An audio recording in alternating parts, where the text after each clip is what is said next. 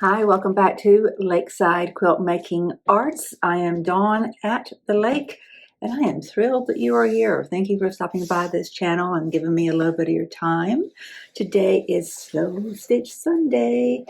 You know, that old saying about how can you tell me that you are fill in the blank without telling me whatever fill in the blank is.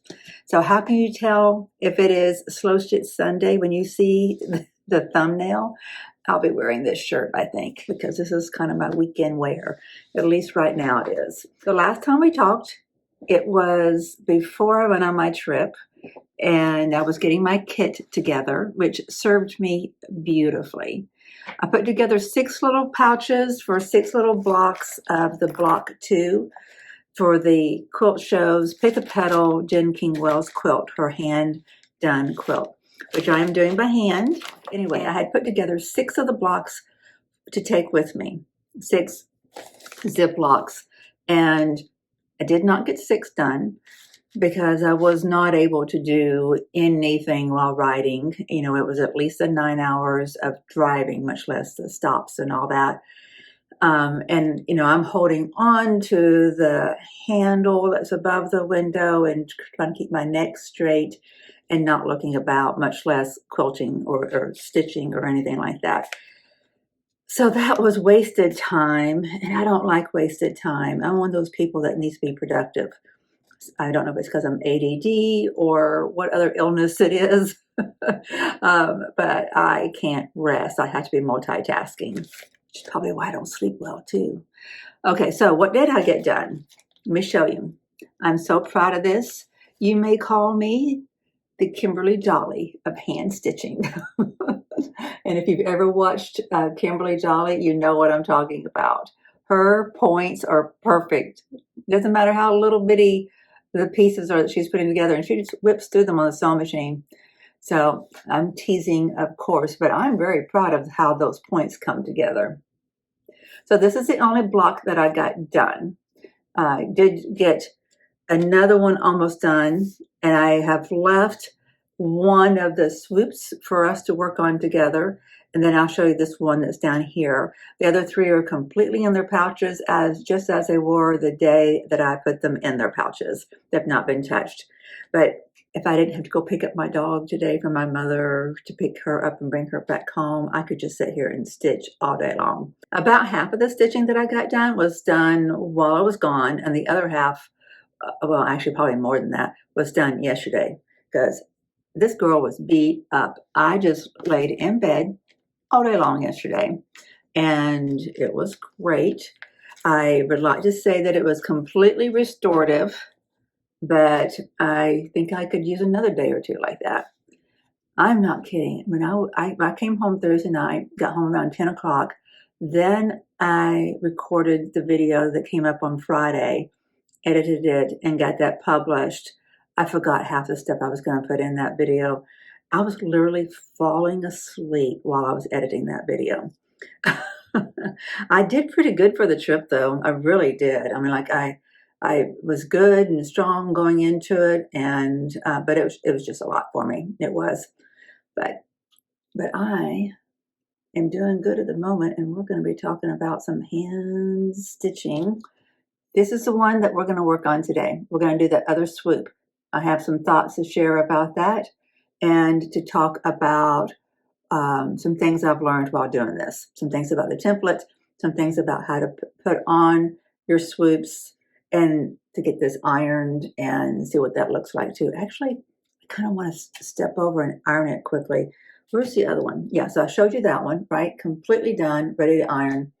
This one, we'll put the other swoop on before we get it ironed. And then let me show you really quickly. See if I can just tilt you down. That's the one that's almost ready. Just got to connect those 3 rows, and then it'll be ready for its swoops. That light from the window is kind of bright. Let me just turn that off for a second. Okay, we're going to use a little wand since we got little spaces in here. See if we can't get this lying flat. What I did while I was working on this is I used my little extra fine magic pins, which I love. I love those things. I use those to hold the seams open, so it'd be a little bit easier, and that has worked because they are trying to flop open. At least they're not stuck together. Do love the little wand. It gets hot. I have a little burn spot on my mat from using it when I first started using it last year. I want to do some collage work, and this guy is fabulous for that. All else fails, if anything ever happens to my bigger iron again, then I will have this guy as a backup to work things out in a pinch, right? I bet this is going to look much better and much different from the front after we get this done. It's probably not going to be as awesome on these longer seams. Better than nothing, though. I hope you guys have had a good weekend so far and that you ended your week well.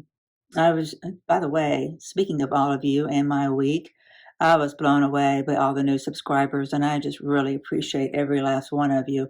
It was nice going into this medical trip, getting subscribers while we were traveling. That was just that was really cool.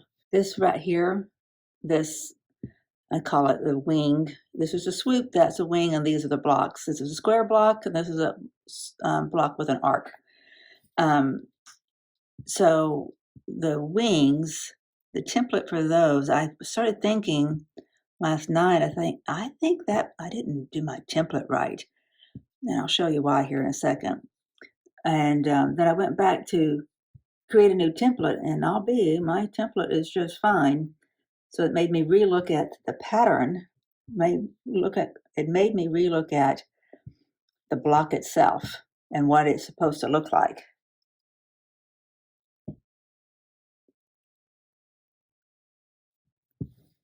When I flip this over, we can talk about it better. I'll get the template out and we can talk about it that way too. It really impacted how the front of it looks. Let's see what that looks like from the front. Oh, much better. It could use a big iron though, couldn't it?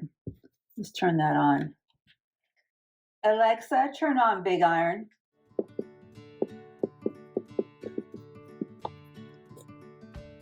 So let's take a look at the two templates for that wing.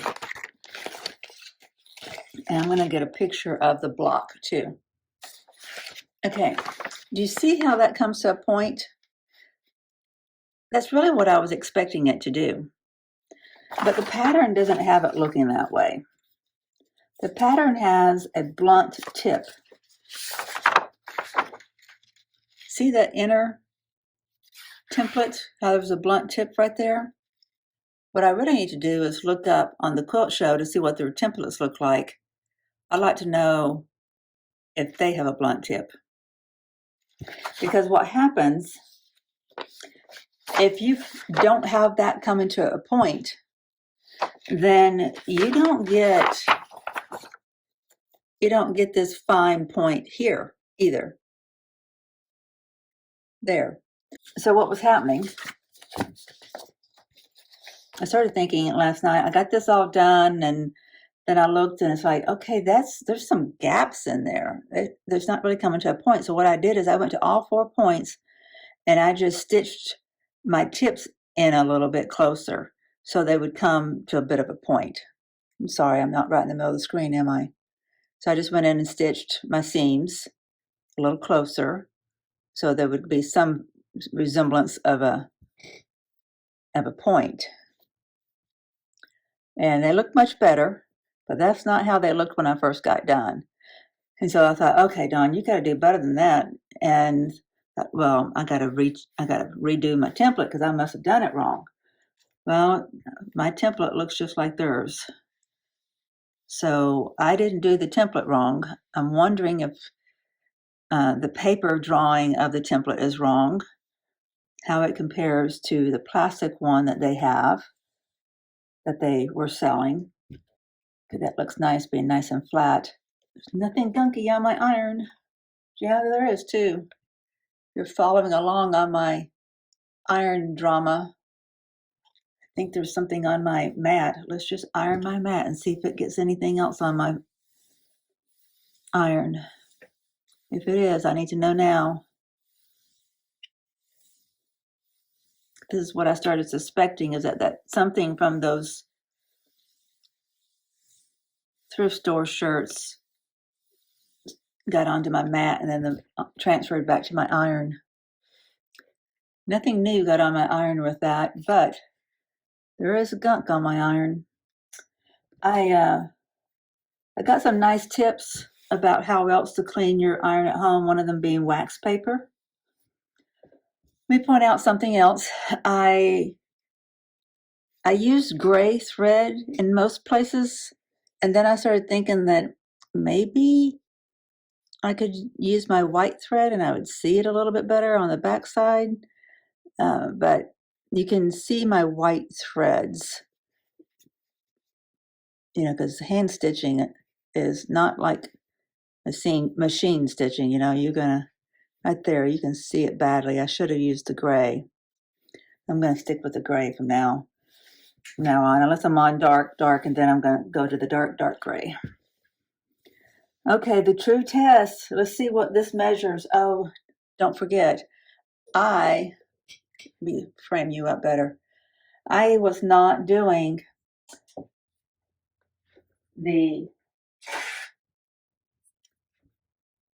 what is this? This is a 6.5, not an 8.5. I believe this is an 8.5 inch. This is a log cabin.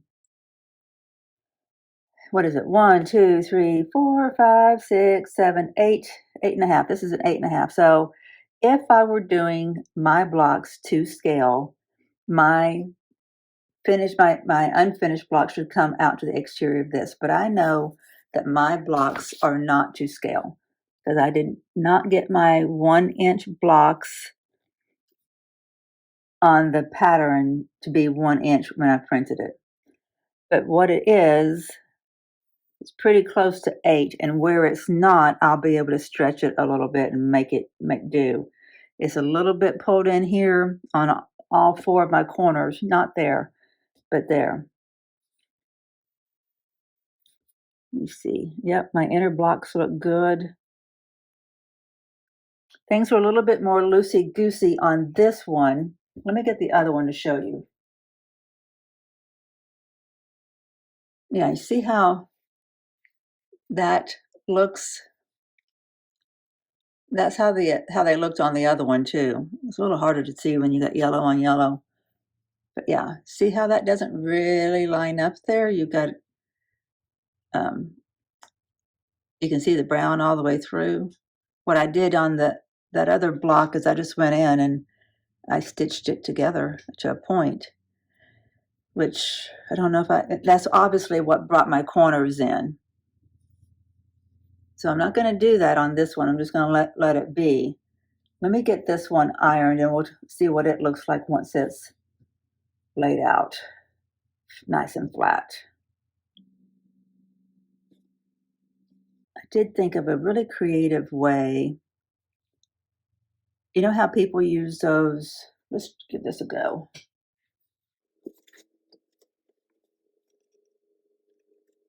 You've seen people use those rounded pressing mats for pressing open. I'm sort of thinking those would be nice to have, but I wonder what I have that could do the same thing. Yep, there we go. Separate.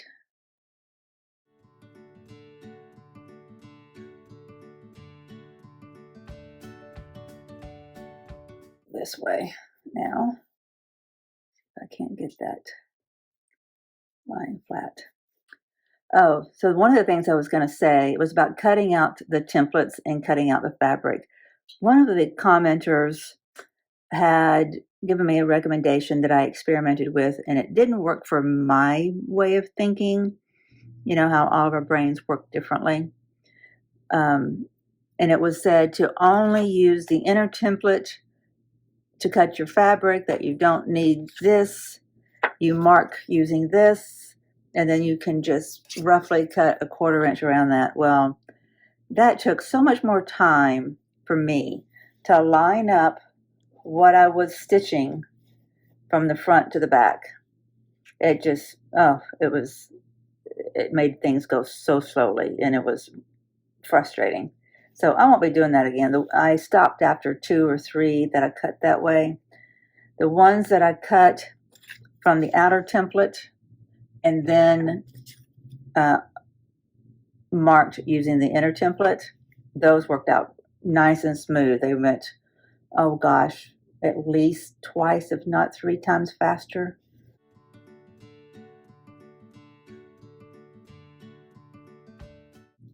Yep, I can see where those rounded pressing boards are helpful, because that's pretty much what this is right here. It helps your seams to lie open while you press them. I think it's kind of ironic that in the shortest month of the year, even though we've got an extra day this year, the Quilt Show sends us out 20 of these blocks to make and gives us the templates for working on the exterior border. Like, I feel so behind the 8 ball. How are you doing? Are you, like, I know I had a lot of time out of the studio, and I'm doing multiple projects. Or are you working multiple projects? Are you able to get 20 of these done and work on your border? I feel so, oh my gosh, so behind the 8 ball. I just had to accept that I am not going to get all 20 done in February, and that's going to have to be okay. But I want to at least get all 20, pouches ready for all 20 of them. Get my fabric cut and all that, so that I can be working on them. Because some of the months will surely not have, we've got longer months, number one, and I won't be out of the studio for a week of any of the other months. Maybe one of them, because I do have to have surgery. But I will say that was one of the nice things about this, is while I didn't feel well yesterday and I was resting, I was able to sew. I took my OttLite into my bedroom and attached it to my headboard, and I was in business. Oh, I pressed that one open, but I didn't press this one open. Let me do that real quickly.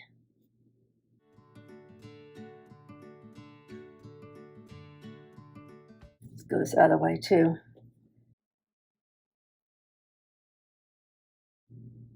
It would make me feel better if any of you said, Dawn, it's supposed to be that way. They're just going to they're going to parse out how they give you the templates and the instructions, but no one expects you to have this done in a year unless this is the only thing you're doing. But I'm having to do some self-talk to say, Dawn, you're not in a race. Grandbaby's 5 months old. She will get it before she gets married. And that's all that we really care about, right? I jest on that. I would like for her to grow up with it.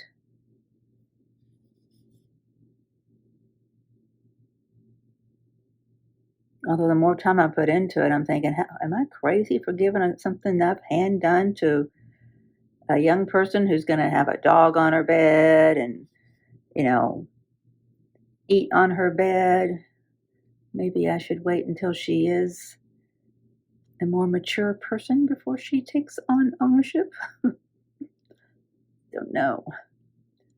It's getting kind of crowded right there.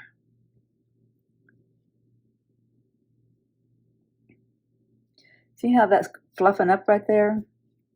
It tells me I may have stretched my fabric a little. Oh, that looks so much better. Now let's give it a good pressing. Yeah, see that ruffle? So what does that mean I did? Did I stretch it on the bias? What did I do? What did I do? That means something. You guys are so good at telling me, not so much correcting me, but guiding me, and I really appreciate that. So what does that mean? The other one's not that way. This one's not that way. Why is that one like that?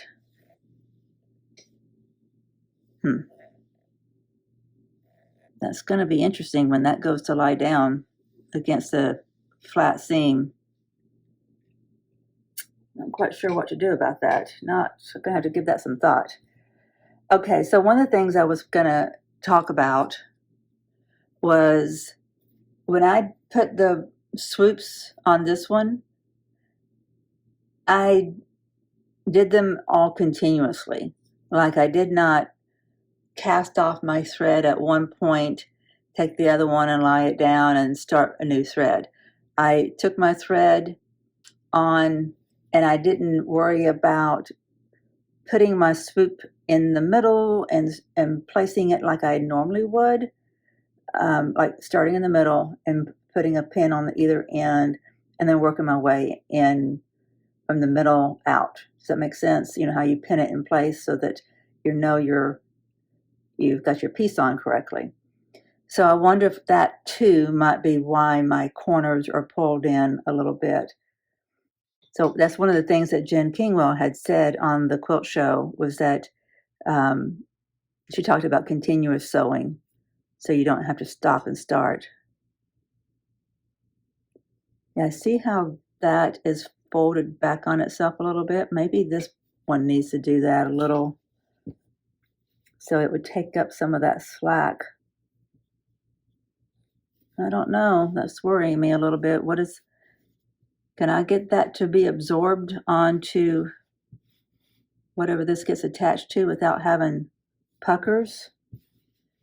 Don't know. That's going to worry me a bit. But that's not what we're doing today. Today we're worrying about this swoop over here. We're going to get that sewn on. Let me grab that really quickly.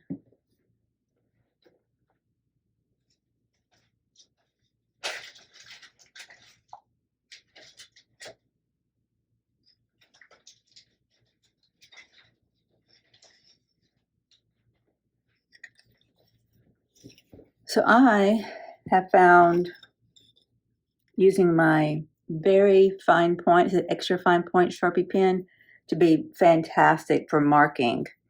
It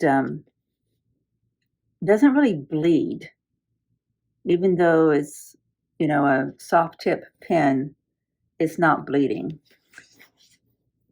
And it doesn't drag on the fabric, it glides on top, only distributes a little bit of ink or bigger ink.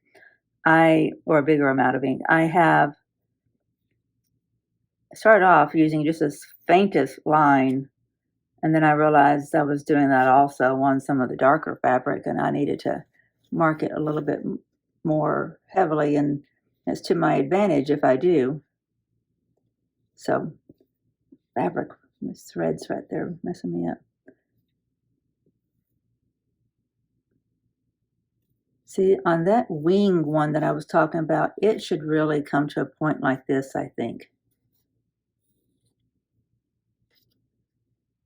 Okay, so that is our point there, and that is our point there. Let me get these put back so I don't forget where they are. This is my my pin cushion that I got from the Wild and Woolly in Charleston. Actually, it's Mount Pleasant outside of Charleston. Okay, I'm going to show you how I do this. So I talked about this store Friday in Friday's video. I did not show you interior video that I had produced and, well, that I had shot. I totally forgot about it. So I do like to just make sure that I've got my center point. That's my center point right there. That's my center point right there. This is how that's going to go. So it goes like this. Did my center? Oh, I marked the wrong center point.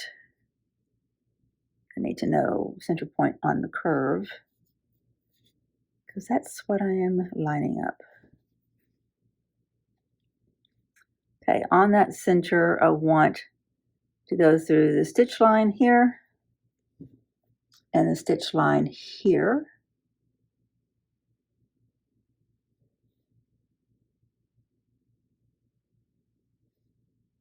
Almost close, close, close. There.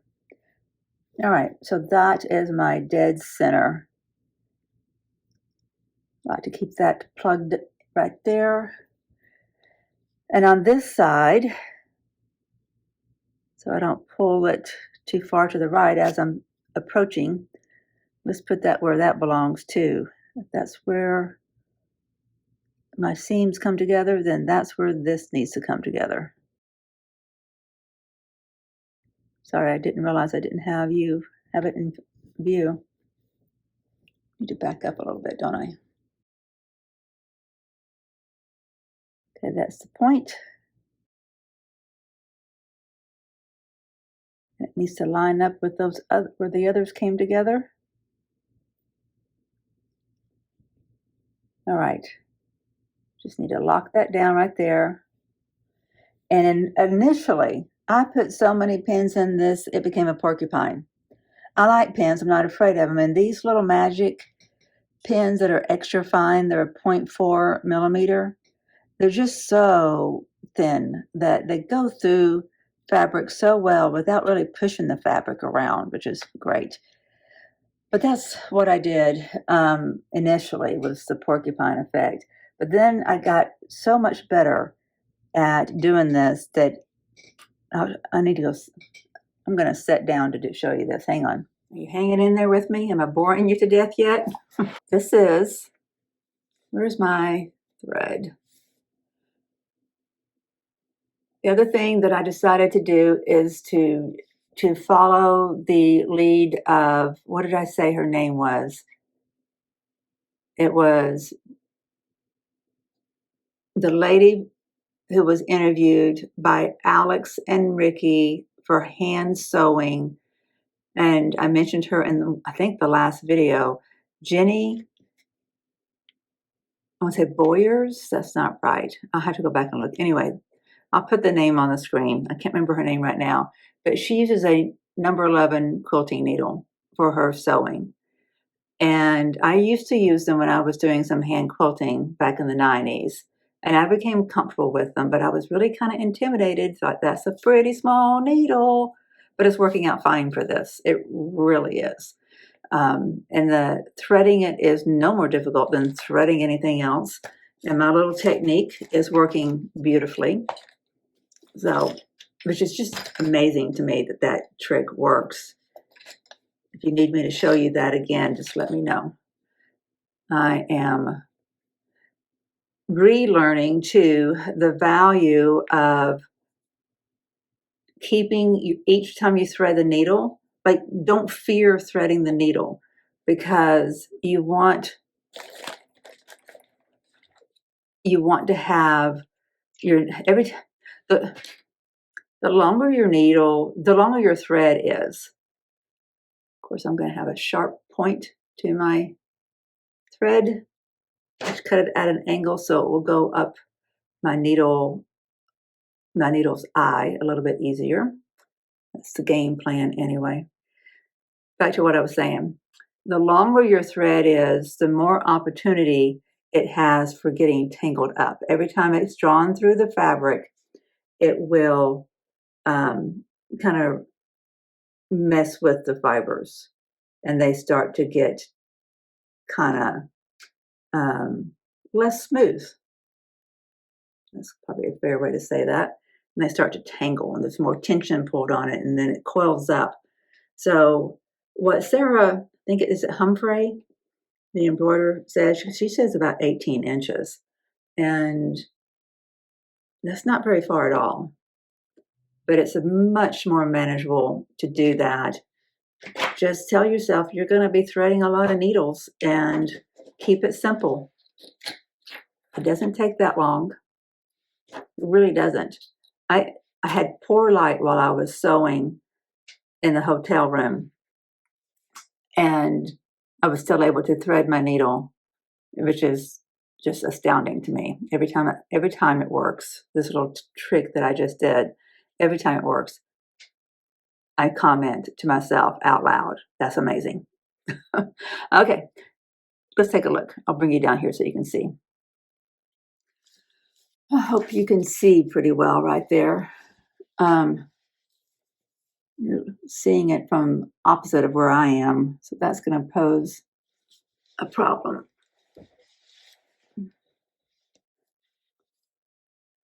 So what I am doing, I learned this from Jen Kingwell, is I'm not going to start at the point I start about, somewhere between an eighth and a quarter inch away, make a stitch, and then take 2 stitches to go back to the point and then start going forward. That kind of locks it in.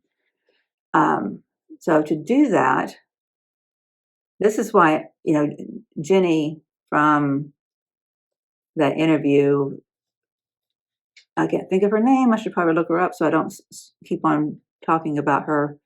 But so not Jen Kingwell, but Jenny. I believe it's Jeny. She talked about how she only marks on one side and doesn't mark on the other. But I found it very helpful to mark on both sides. And that's also partly why it helps me to have the template, the exterior template marked, to cut using the exterior template, so that my 2 pieces of fabric are hitting each other at the same point. See how there's no overhang? That helps me tremendously to know that I'm right on track of where I'm supposed to be. Okay, don't need to catch the seam allowance. Pull that out of the way. See how that came through? That needle is on the line. That's good. It needs to catch that line on that side and catch the line on this side too. And that's fine and easy enough to do, very easy to do. I might need my thimble. Easy to do when you're talking about a straight line. But when you're adding a curved piece to a curved line, curved piece to a curved line, it gets a little bit trickier. And I will say, in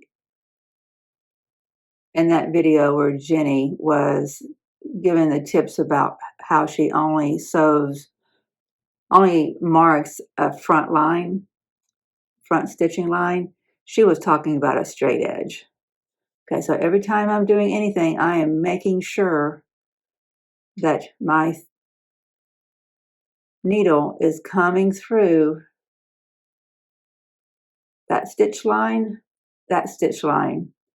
If I don't, I'm going to have some wavy lines. It's got to come back up on that stitch line too.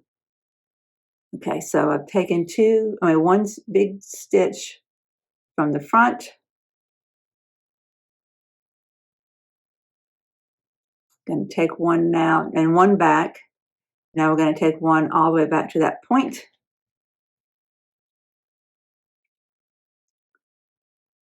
One thing about these little needles as I've gotten older is it's harder to pinch, right? So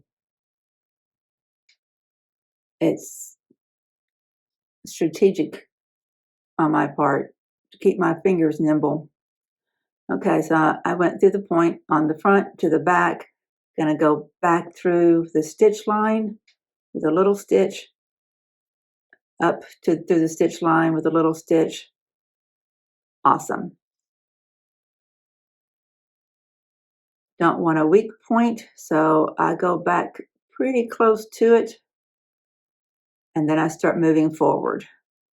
And because it's already stitched, it's probably, just because I didn't eye it from the front and back, doesn't mean it didn't go through. It probably did. Yes, both are on the line. That's the other point I was going to make, that I found myself, when I get all the way through a line of stitching and I'm wanting to lock my stitch, I'm trying to lock my stitches by going backwards. Sometimes I just go all the way back across, and it's so easy to go back across because everything's lined up. And, you know, these are not, I've not done it on these really long ones, but on the short ones, when you're putting the blocks together, they're pretty much sewn twice. Okay, that came through. That came through. It's not wanting to line up there, so I manipulate the fabric. That's the thing, is we just have to remember we're the ones with the brain and the opposable thumbs. We can manipulate that fabric. If it doesn't want to fall into place, that is on us to make that happen. Oh, I need a sharper set of eyes because I've got something tangled up there. Oh, it's my original tail was getting caught up. Okay, so we're gonna go. Yep. See, we gotta look, see what we're doing. Gotta go in on the line, come out on a line, go back to the front on a line, coming out on a line. It's just intentional. Every stitch has to be intentional if you want that to look good. And I am clearly much better about doing this when I'm taking my time than when I wasn't.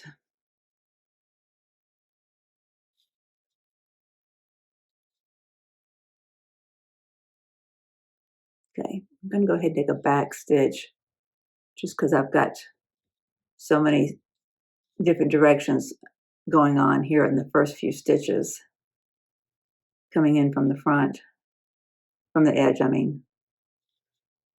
Okay, feel really good about how secure that is. I guess I'm just always a little paranoid about my stitching coming apart, and, you know, how durable it is. And because hand stitching is a lot more time and active patience and all the different things, I'd rather add a little bit more patience to the equation, take a little bit more time to back stitch along the way, double my stitches, especially where my seams come together. I go around those twice. One time is never enough in my book.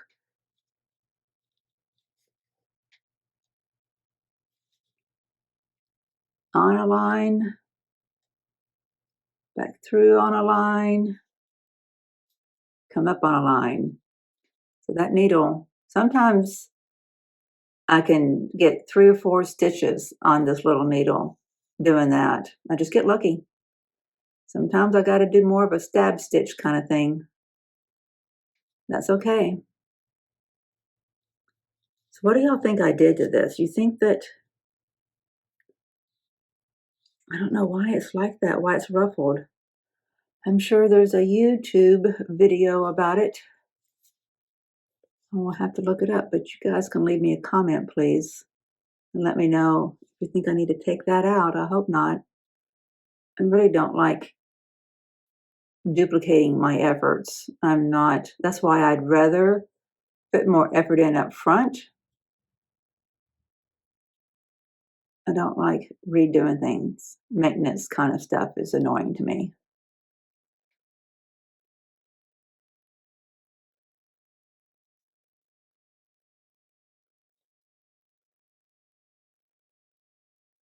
And that's like lawn, cars, vacuuming. I mean, I do all of it regularly, but and adhere to it, but I just rather some things be a once and done. And when it comes to hand piecing a block, it's a great example. Feel like I am on the line. I'm not. So come back. Okay, I got 1 stitch, 2 stitches. There.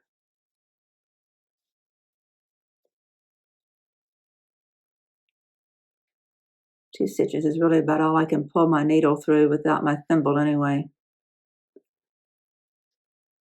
You would think a needle this little would make it easier to pull, but I think because there's so little to grab a hold of, it's harder to pull on it. Nope, nope. I was going just north that line.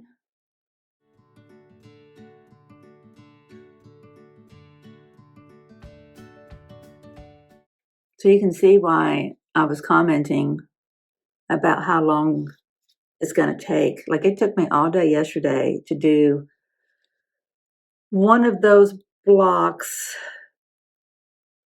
and almost get the interior part of one of the blocks done, and to add one of these swoops on. So that's what, 1.5 that I can do in a day. There's 20 of them to do. I mean, I'll get done, but I don't need to be holding expectations that I will be on the same timeline as everybody else. If I wasn't making videos too, that would be a difference. It takes time to edit, publish, those kinds of things. I'm slow about everything that I do. I take longer than normal, it seems. Had a great time when we went out to South Carolina to going to the beach. That was cool. We didn't stay long. It was chilly enough that it was not uncomfortable at all. I don't think I had a coat on. I can't recall if I had a coat on or not. I think I did. A windbreaker, but I was comfortable.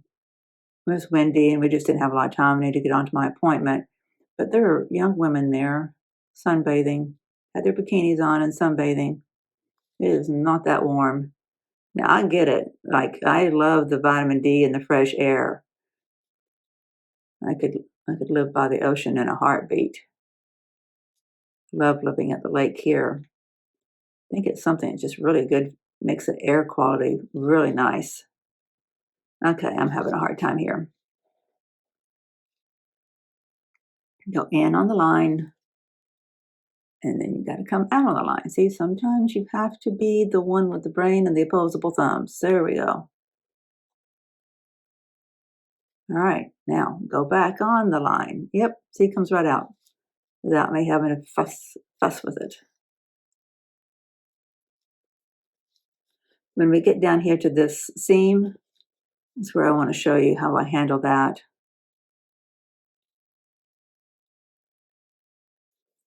See, it's so much nicer when, see, this is one of the ones, this is why it's taken so long. This is one of the ones where I just hand cut my seam. I can tell because there's a big difference between here and that line versus here and its ink line, its stitch line. So it's not like I can line up the edges and my stitches line up on that line. Not at all. That's very frustrating. Yeah, okay. See the difference between the edge and that? That just messes with me. So it takes so much more time. There's no happy accidents of putting your needle in and it being in the right spot. Not when one of the pieces is not cut so that a 1/4 inch away is where the seam is being put in. That's a pretty big stitch right there. I'm going to have to backtrack on that. Yep. Yay. Hope you all had a good Valentine's Day. It's Valentine's Day when I saw my doctor. He left my appointment to go get flowers and stuff for his wife. I was at the front desk checking out, and he comes out to the lobby there, and I thought he was coming to me to, because I just had x-rays. I thought he was coming to tell me something, and I said, do you need me? He goes, no, I need her. Talking about the receptionist. Goes, oh, just want to tell her thank you. I guess she had saved his bacon in some way regarding the holiday. Maybe she ordered flowers or something. I don't know. He's a very busy man. Imagine most neurosurgeons are. He's got a lot of nuisance patients with all of us with connective tissue disorders, because we present a lot of different variety of issues that are very perplexing. It'd be easy to forget holidays and stuff like that. Well, I got lucky and it lined up. Yeah, I will not cut anymore by eyeballing it like that. Nope, nope. I will be using exterior template and interior template. If I'm missing something, if there's something about that technique that I am overlooking, please tell me about it in the comments. I repeat, and I will repeat it till the last of my days. I am on a learning curve. I want people coming here to this channel to learn with us. So we need to have conversations going on in the comments. That reminds me, I was going to remind you guys that if you would like to show off, and because I really want to show off your blocks, your quilt block of the month for Jen Kingwell's Pick a Petal, or your motor block, or any other piece that you're just really proud of, I will show them at the appropriate time. So don't worry about me like showing, you know, your pumpkin or whatever it is while we're doing the block of the month for the quilt show. We can show blocks we can show blocks on the video that your block is for. So if it's for this quilt, we can show it. If it's for Moda, we can show it on Mondays. If it's something else, we can show it on Fridays. And on Fridays, we can show any of the stuff that you've got going on. So we also have a Facebook, Lakeside Quilt Making Arts Facebook account that is, I need to make sure that it's private. That's what I should do, shouldn't it? So that we can, yeah, I think I should probably do that so we don't get people in there. Facebook's a different animal, isn't it? Facebook is just weird. Okay, let's flop our little seam over. But Facebook can be a great place for us to stay connected and share our blocks with each other. So I'm getting close to coming up on that seam, holding the seam out of the way as I approach it. Hope you're able to see well. Okay, what I did is I went beyond the seam. You can see how I got right in there. See the little sparkle of the needle? Because I took it too far and I was pressing down with it and I felt it pop down, and that's where I went in. I learned that from Jen Kingwell. No, that was from Jenny. What was her name? I had to look it up. I want to say Boyer, I want to say Rogers, but it's none of those. Okay, I'm going to go back down, stitch away so I don't like go right back in the same hole. And then going to go across the seams.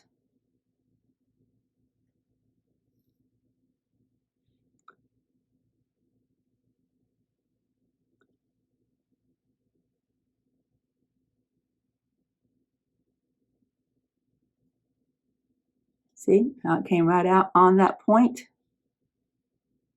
Okay, it's a slight bit away. And so what I'm going to do is go back in a little bit closer to that seam right there. Come out, hopefully on a stitch line. It is on a stitch line. Yay, that was lucky. Maybe a hair away, but that's okay. We can work with that. Now I'm going to go back in on the right side and do all that again. That is a weak point in the construction of the block where the seams come together. So a little bit of reinforcement cannot hurt.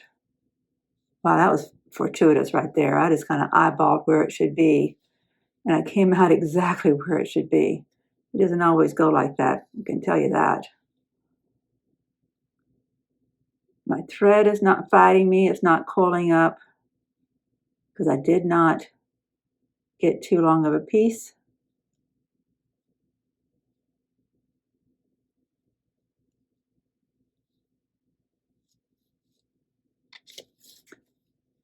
I am terrible, though, about playing thread chicken and getting to where I have so very little left of on my needle and then trying to knot it off. I'm trying to be better about that. Comes out perfect. Okay, now we can start going forward again. I'm going to go right back against that seam on, no, I came up a little bit north there. See that?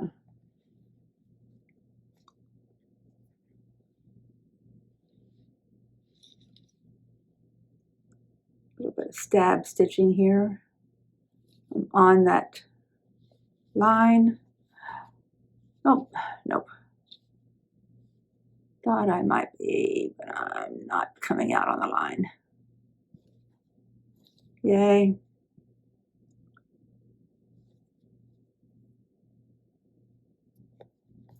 All right, so now there's a curve here on this block, on that unit. There's a curve line, and it's got to match up with a line that's going this way. So this one goes this way, and this one goes this way. So it takes a little bit more time. I'm going to take out my pin because I know that I can pinch it together and hold it roughly in place, and it's all going to be fine. It's not sliding by any significant amount at this point. Okay, so I'm going to use my fingers, rubbing it together, because I know I'm going to be kind of going down at an angle. On my stitch line on the back side is going down at an angle. I'm going to find it. Okay, there it is. Go back in on that line, and then come back out. Oop. Nope.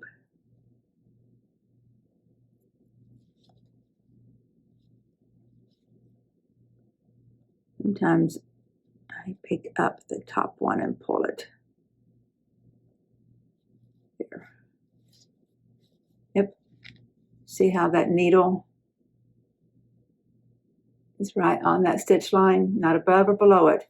You can't expect it to have a nice arch once it's all sewn together if you're not following that stitch line on the back.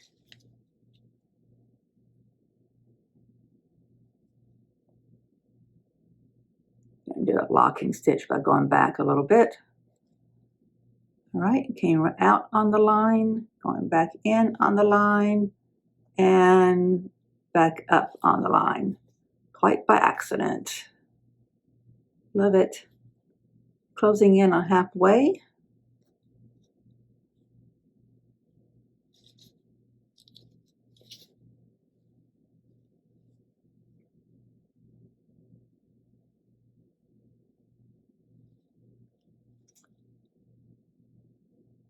In on a line, out on a line. Well, actually it wasn't.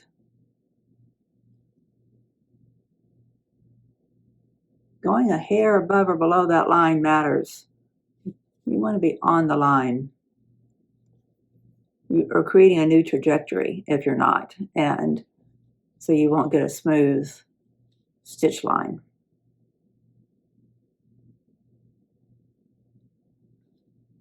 Listen to me talk like I'm well experienced already.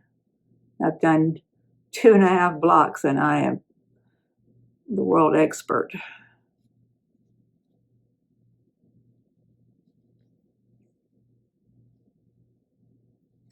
I miss having my dog here. I didn't go get her yesterday because I wasn't feeling well and asked my mom to hold on to her for another day, and she didn't mind. My dog is a sweetheart, and they like each other. I'll be glad to have her back in the house, so I miss her. She may be a little annoying because she's getting older and has more needs, but she's my baby. She's worth it.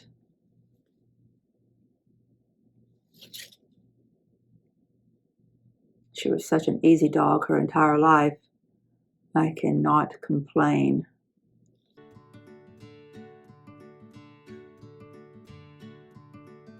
All right, we are officially halfway through. At this point, I'm just going to sit and sew, and I will speed up. Oh, see, I guessed, and I was way off. So that's why we check. That's why we check.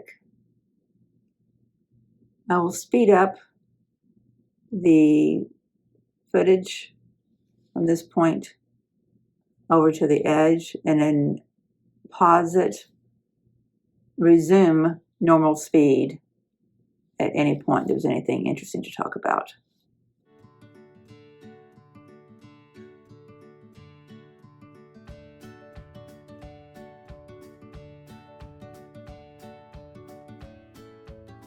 See how my stitches follow that curved line there, just as they should.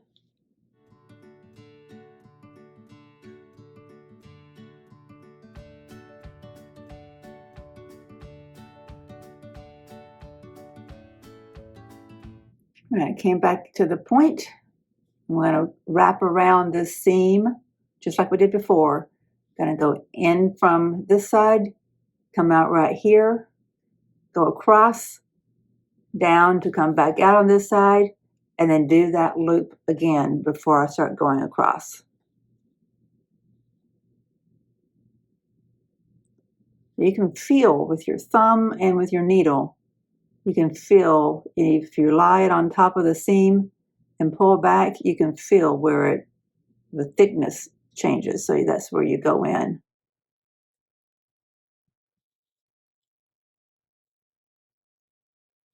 Because you want to have that snug. That's how you keep it from pulling apart on the front.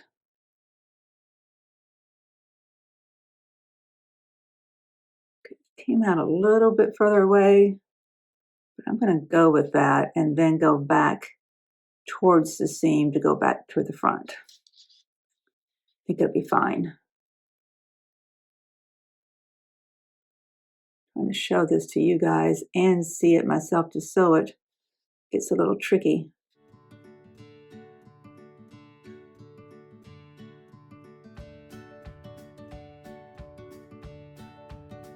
Okay, so put those seams out of the way, seam allowances out of the way, go back in, pull snug,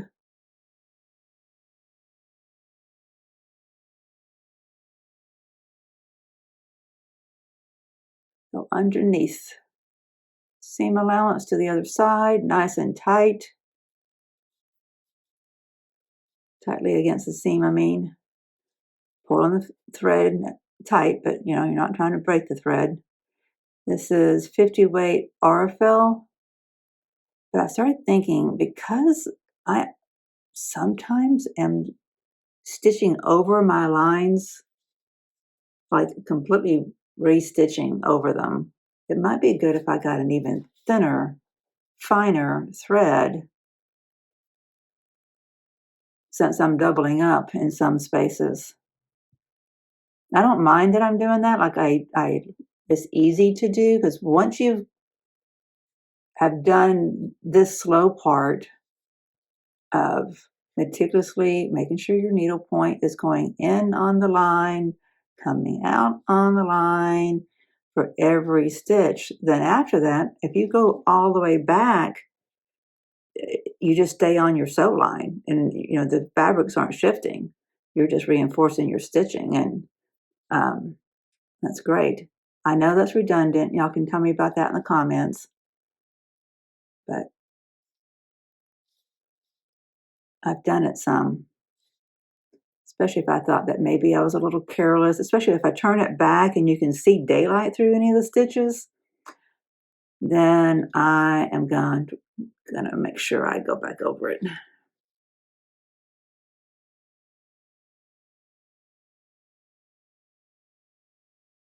You'd think with a little bitty needle you couldn't get stitches that are wide enough to see daylight through them, but you can. You can get some long stitches on a little needle.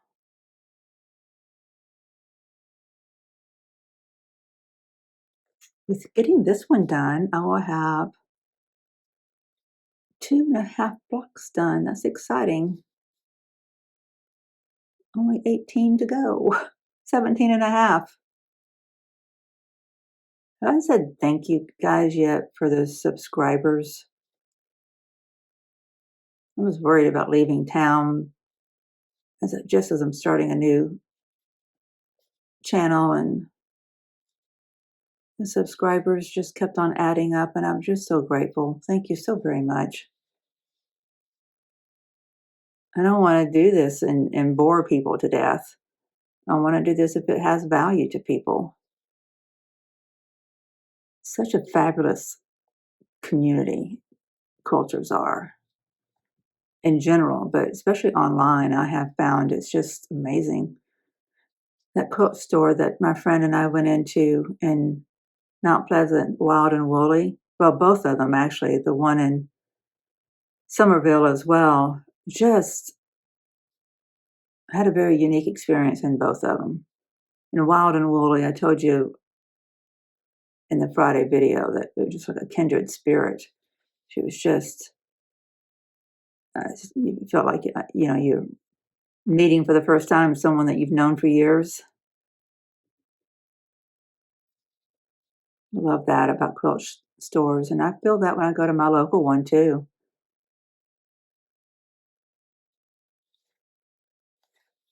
At the other one, the one in Somerville, the most serendipitous thing happened. I'm trying to figure out how to share what happened without sharing someone else's information.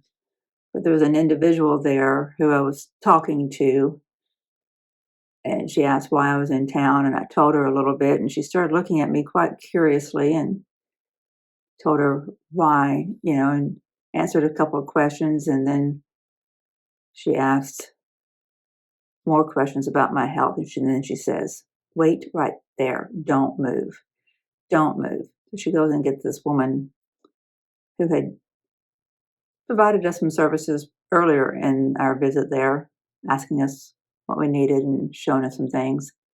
So I'd already had an encounter with her, and she brings her out and tells her what I've been telling her, and I put two and two together, and I asked her how she was, asked her if she had Ehlers-Danlos syndrome too, and if she was symptomatic and those kinds of things. And, I was able to validate her journey for her and for her mother, and that was pretty cool. Give her some guidance about how to get into the neurosurgeon up in Providence, Rhode Island. It was just one of those things like, okay, I was late getting home that day because we went to that quilt store and the other one, but you felt like your timing was like divine. Like you were there for the whole purpose of that encounter. And that's a cool thing. Using my opposable thumb to manipulate that fabric. That's my joke about being smarter than my fabric. Okay, so it's really easy to get down to playing thread chicken. I've got a little bit left. I'll take a few steps closer that way, a few stitches. But I need to be observant and not go too far. I feel like my art is really steepening. at this point. I almost feel like one of my other needles I was using before I got this pack of 11 betweens, where I got these in the mail. I like the other one was gliding through the fabric easier than these. Like I'm having to pull harder on these. Okay, I'm gonna start tying off this thread, and how I do that is I go back the other way a few stitches and then back that way. And when I change directions, I try to catch my thread under one of the stitches. And right there, I'm going to go underneath one of those stitches. Okay. Pull it snug enough that it's not loose. See, so you can go back on that sewn line so easily now because it's already lined up. The two pieces of fabric are already lined up. Go back one more just to help secure those stitches.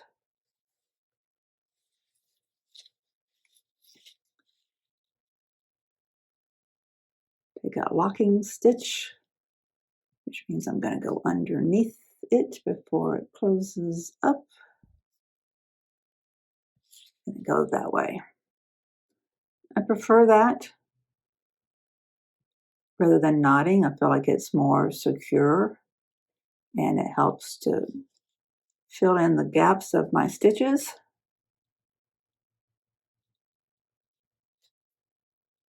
Okay, cut that.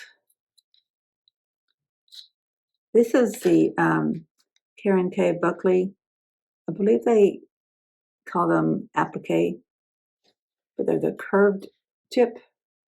Can you see that?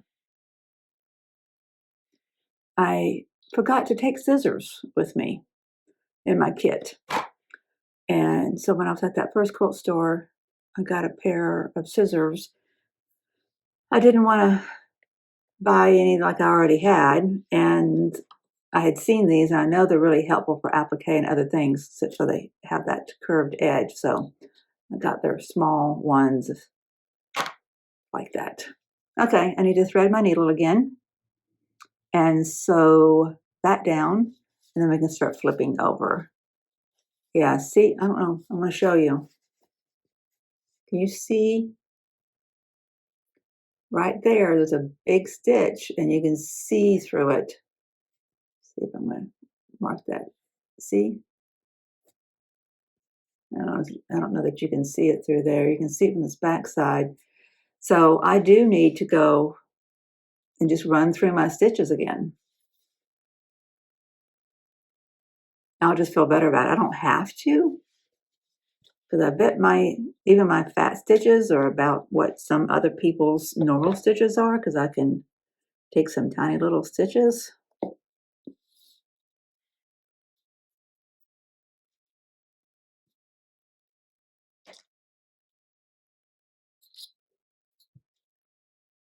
Hope y'all don't mind the longer format today. I intentionally am doing that because I feel like the last 2 or 3 last week were a little bit rushed because I was producing them before I got out of town. Okay. You don't really have to be able to see well to do this, but you have to take the needle of the eye of your needle and press it down between your fingers to catch that thread, right? But you've got to have some general idea of where to do that between your fingers. So you've got to be able to see at least a little bit.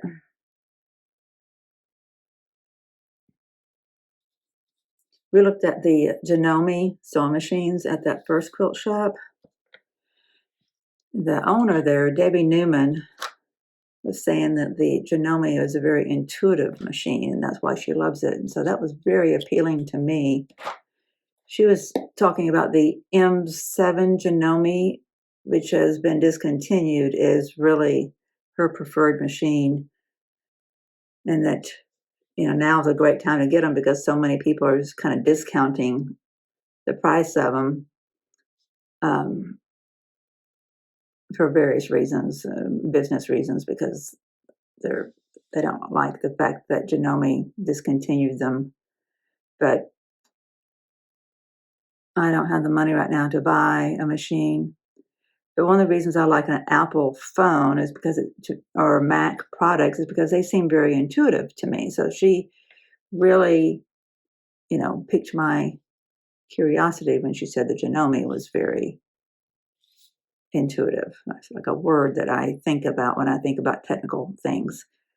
And yeah, I don't know. I've not used the Janome. I've not used the Bernina. Of course, the Bernina is the Gamel long arm, top of the line, top of the line. I don't think I want anytime soon. Not like I wouldn't turn it down if it was given to me, but a long arm that's automated. I think I'd be quite happy doing some free motion work. Just noticed my last stitches. I'm going to take that out because on the back side, I was not where I should be. I was a little above that stitch line. So let's go back in, make sure we're on that stitch line.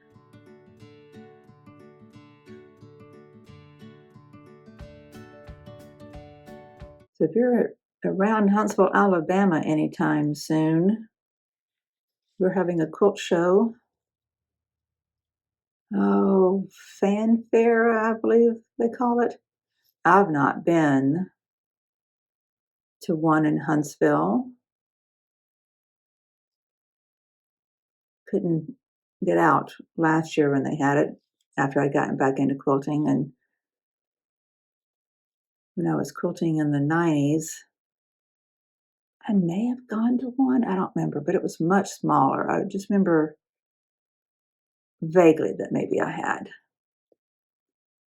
I've not been able to be active in my local guilds. I attended one in person and one virtually. And then my son came to visit for 3 months, 4 months. That really kind of messed me up. And then my dog had surgery. And here we are. So I'm not on the up and up of what's going on with the show, but I cannot wait to go. I can't remember when it is, like 15th, 16th, or the 20th, 22nd, something like that. 20th and 21st is what comes to mind. But I also had other dates in my head for South Carolina. There are 2 going on in March in South Carolina. One at Hilton Head, and then one at Mount Pleasant, or is it in Charleston proper? I don't recall. I told you guys about them in this past Friday's video. And in that video, I read the acronym for, was it NAC, North America Certified Quilting Judges or something like that. I didn't know what it stood for. It was brand new to me. I looked it up though, and I put it on the screen so you guys would see what it is. See, when on the darker fabric, it's important to draw that line dark because I can't see it. Yep. See this, the arc of the line is changing and it's opposing what's going on in the front, so it's easier to not hit the marked line. And my stitches would be a mess if I did that. So it's kind of slow. Do you guys have a way to make this faster? One of the reasons I wanted to show this, like I could have shown you putting this together and it would have been a quicker, easier video. But I don't think it would have been as interesting. I mean, you know, could have shown you how I dressed the where the seams connect, and I might still do that on another video, but for this one, I wanted to finish a block, see what it looks like, and do it together, and talk about how all these different arcs and the seam lines, and I mean stitch lines, have to be followed. And if we don't get a good looking line.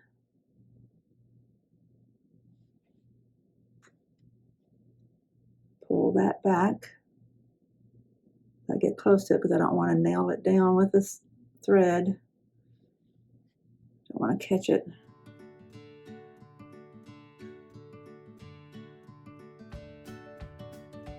So what I'm doing is I'm using my fingers to kind of separate those. I'm going to pull my pins out.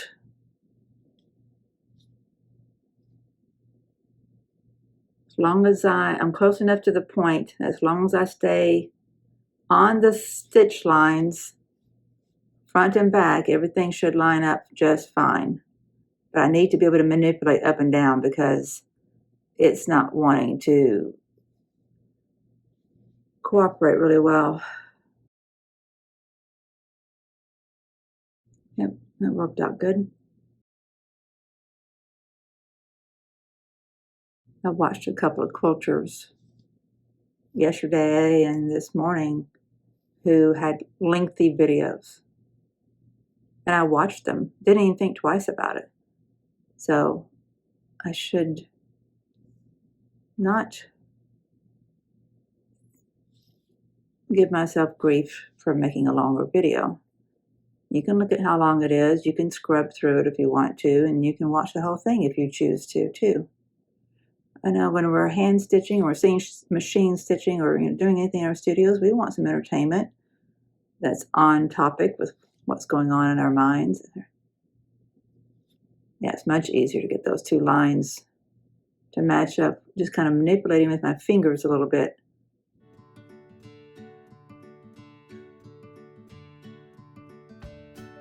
I'm going to kind of pull that red one a little bit tighter because I know it needs to go out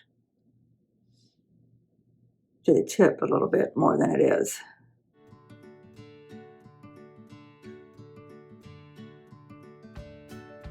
May have been a mistake pulling that needle out, but I don't think I could have matched it up too well as it was.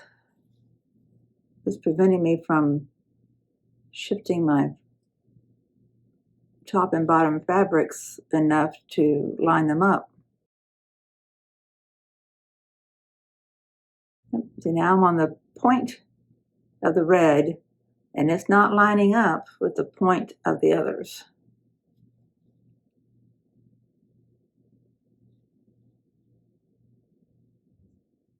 So I probably shouldn't have pulled that out. Probably shot myself in the foot doing that.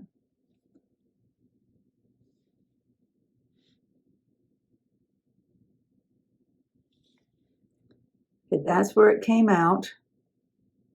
It is at the point where the template marks the end. Pretty close to it, it's really close to it.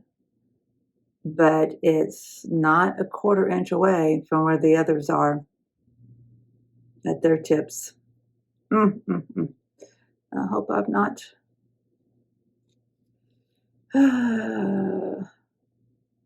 All the other, and the one I show you guys is the one that I worry about the most.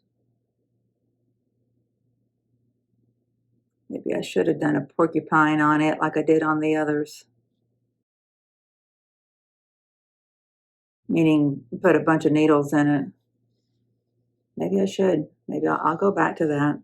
Because I didn't have any problem with the others. They stretched out nicely. I'll just go back to putting in a load of stitches. Okay, I'm going to go back. Since I know that I had some longer stitches in there that I could see through, I'm just going to go back over it really quickly. It won't take very long because it's all lined up, right? As long as I lay a stitch down on top of where there's other stitches, and do know that this is thickening the stitch line, and it can make your seam a little fatter, your ridge over your seam will be a little bit higher. I also think it's going to be pretty inconsequential. It's popping up, isn't it? I at least want to get back through here. I have enough thread, I think.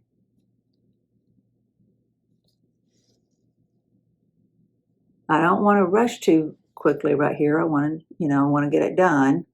Move fluidly. This is where I had already where I stopped and started my thread before, so it's already been done twice there. So I'll take a bigger stitch through there.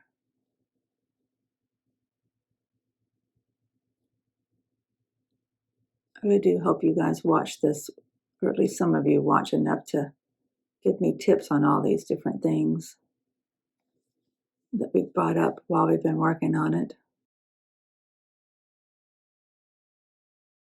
That's where I want to make sure I'm taking a series of smaller stitches. You'd think that I had a really big eye on this needle as much as it wants to stop gliding through the fabric when I'm pulling on it.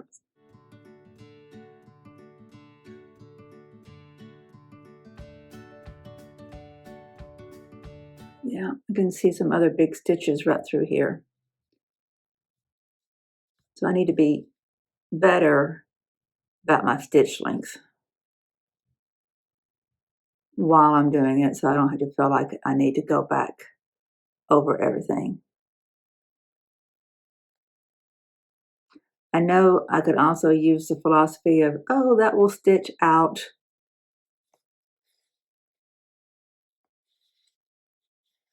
It will, right? I mean, it will.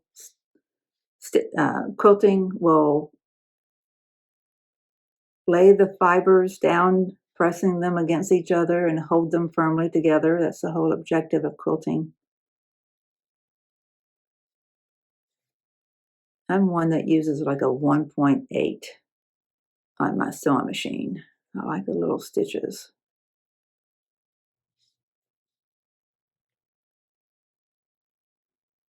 Out of the way there. Now, if my thread were to end before I get over here, then I might just call it good and not worry about those longer stitches.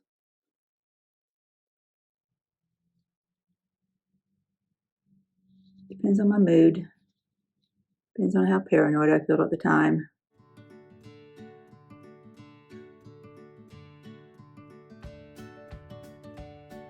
Come on, here we go. See how much quicker it is to... My stitches don't look that far apart. My stitch lengths are pretty decent. It's some of my, but they're spread apart a little bit differently. It's not consistent distance between the stitches. That worked out pretty well. I used the top part of my nail to push it through.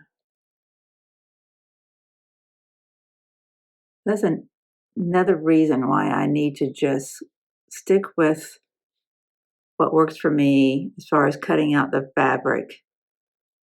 There's so many little details to pay attention to. If I cut my fabric with it using two different tip lengths, one for the cutting the fabric and then one for marking, then as I'm stitching it, that's one less area that I can goof up, especially on these curved seams.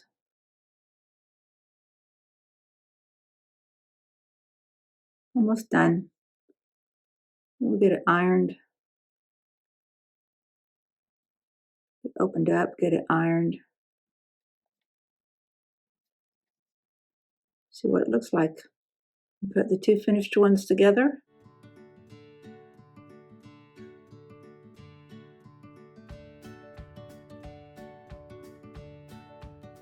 going to go back the other way for just a little bitty bit, a couple stitches. Now, make sure I'm not puckering it up any by pulling it tight. Maybe that's what I did on that blue. I pulled on that too much and that created some ruffling. You think that's what I did?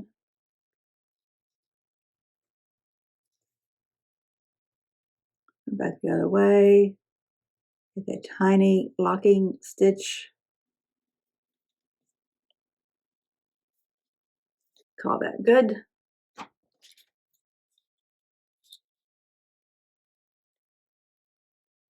don't know why I cut that with a tail the way I do. I like it better that way for some reason. You'd think I wouldn't. Okay, it looks good, but see how it's shy?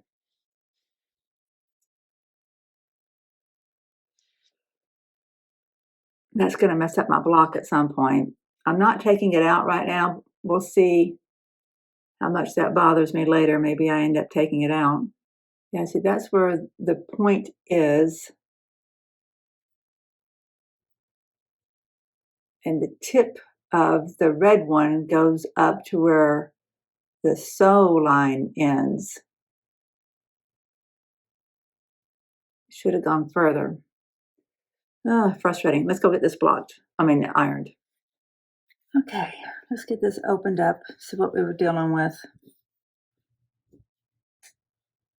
I guess if I'm going to stick with the concept that I'm being vulnerable, showing you all of my newbie steps and asking for your help, then I need to be okay with the fact that I'm showing you when I goof up, right? Turn this wand back on and it's not really warm yet.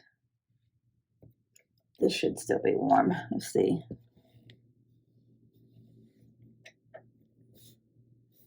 Nope, it turned off as well.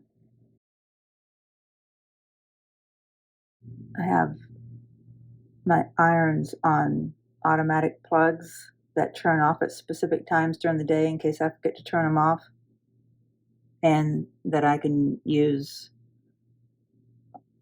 apps on my phone for turning them off. Last thing I want to do is my house to burn down or my dog to burn down inside the house. Any of those things. That's just horrific.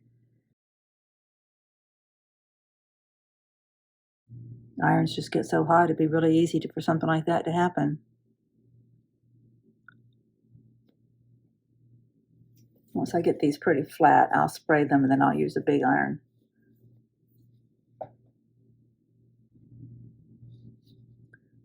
I've got it heating up. I had to tell Alexa. I had to stop recording for a second so I could yell at Alexa. She's in the other room. I wanted her to turn on the iron.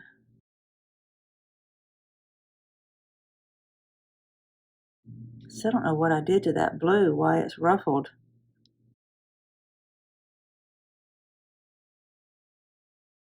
Yep, making sure it was hot. I didn't feel like it was really pressing much.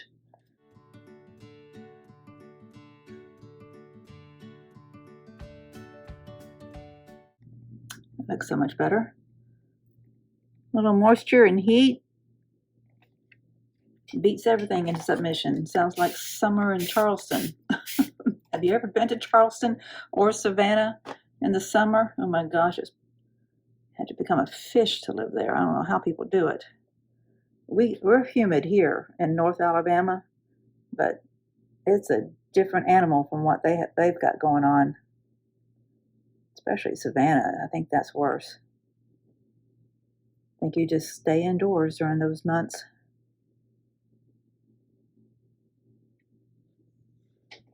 That ruffled blue is bothering me.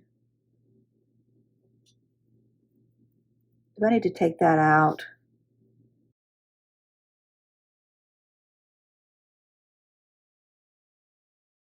Oh, that's breaking my heart, that blue being so messed up. Especially since I don't know what I did. Like I can't say, oh, I did this, so that's how I keep from that happening again.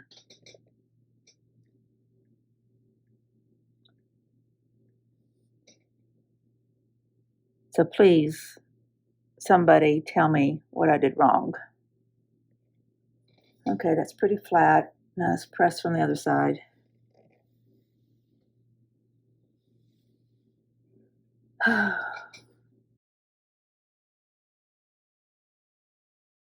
Now you can really see from the front how bad that red one lines up.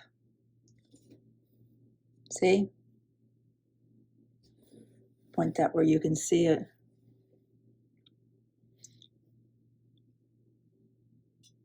It's going to be a problem. I'd have to cut right there for it to work. Gonna have to give some thought how to fix that. I mean, I could put some red, get more of this, stitch it onto there.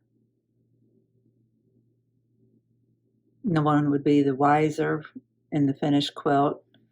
This is not a quilt for show, it's for my grandbaby, and I don't like undoing things, especially when there takes an hour to do something by hand.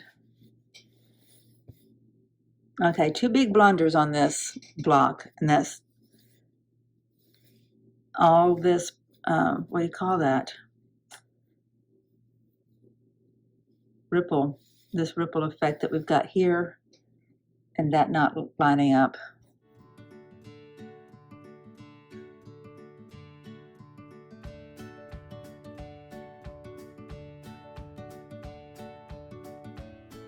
So these are the 2 blocks. This is the one that I've messed up in 2 different ways on. But side by side, they look good, don't they?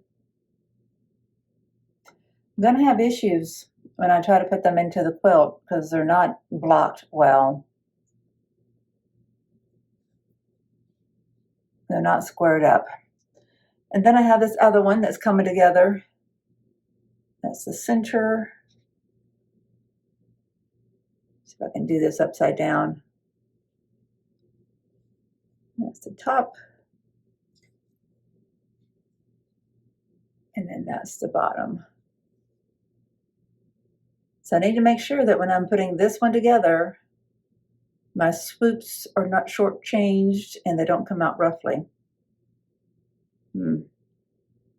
I was feeling better about things because this one turned out so good, right? Like it's not exactly square, but it's not bad. I can kind of stretch it into submission because we're dealing with a lot of bias there.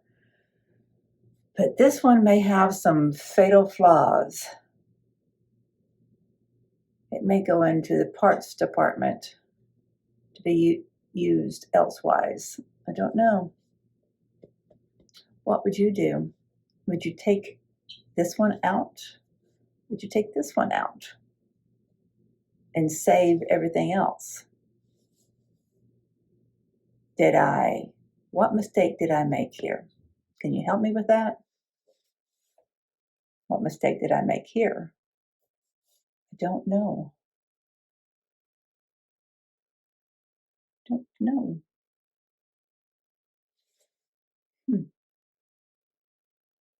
Well, I wanted to leave us on a happy note, doing a voila, isn't this pretty? But I've left us with some questions to answer before I go forward. I feel comfortable putting together the center of these blocks, and I may create another center of the block this weekend before I call it quits and move on to the motor block. I will at least get this one put together, but I don't know that I'll get much further since I've got to go and get my dog and get this video edited. I'm excited to see this quilt come together. I just wish that these first ones, I just wish I felt a little bit better about these first ones. I need to think about how to block this and make it square. Yeah, there's a little bit of puckering on this pink, but it's not ruffled like that blue. So I don't know what mistake I made on that red one.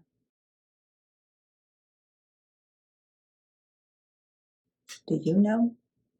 So my friends, I appreciate you being here with me. I wish that we had ended on a on a really positive note about how awesome it looks. But this is part of the journey too, right? We have to take a look at what we're doing, learn from it, and not jump in with both feet into the deep end. We analyze what we're doing and make corrections before we get too far away from the start line. That's why I don't want to move on to any more of these blocks until I hear from you guys, until somebody says, this is what you did on your ruffled blue, and this is what you did that made your red not